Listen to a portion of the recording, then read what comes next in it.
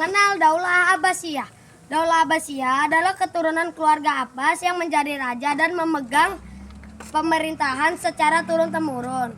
Daulah Abbasiyah didirikan oleh cicit Abbas bin Abdul Muthalib yang bernama Abu al-Abbas As-Sofah Abdullah bin Muhammad bin Ali bin Abdullah bin Abbas bin Abdul Muthalib.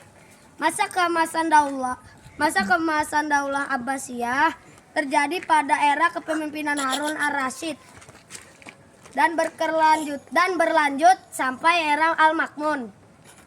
Pada pertengahan era Al-Makmun, kekuasaan Daulah Abbasiyah mulai melemah. Pada tahun 1258, Daulah Abbasiyah benar-benar runtuh setelah Baghdad dikuasai oleh bangsa Mongol. Pindahan kota Baghdad. Al-Mansur setelah dipilih menjadi khalifah memutuskan untuk membangun pusat pemerintahan di Baghdad.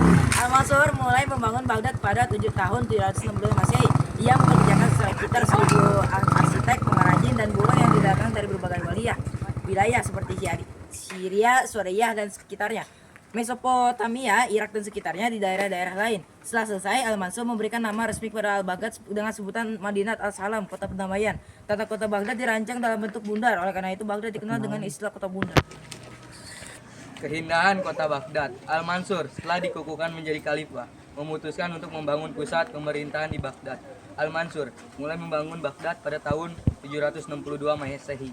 Ia memperkerjakan sekitar 100.000 arsir, pengrajin, dan buruh didatangkan dari berbagai wilayah seperti Syria, Suriah, dan sekitarnya, Mesopotamia, Irak, dan sekitarnya, dan daerah-daerah lainnya.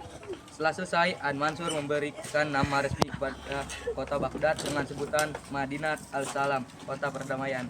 Tata kota Baghdad dirancang dalam bentuk bundar. Oleh karena itu, Baghdad dikenal dengan istilah kota bundar. Para ilmuwan ternama kemudian dipanggil untuk bekerja di tempat ini.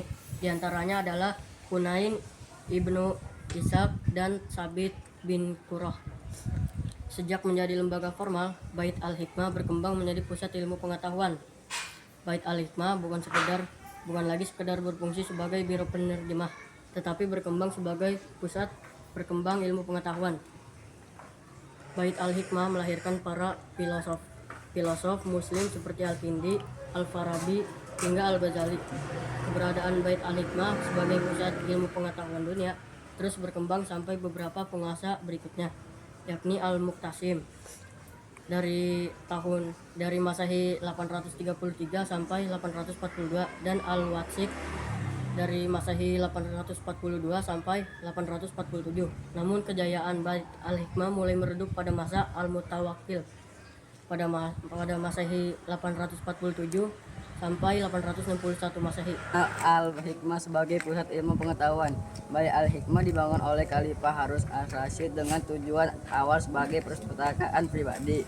Pada masa Khalifah Al-Makmun, Bait al-Hikmah diformalkan menjadi lembaga pendidikan tinggi Islam.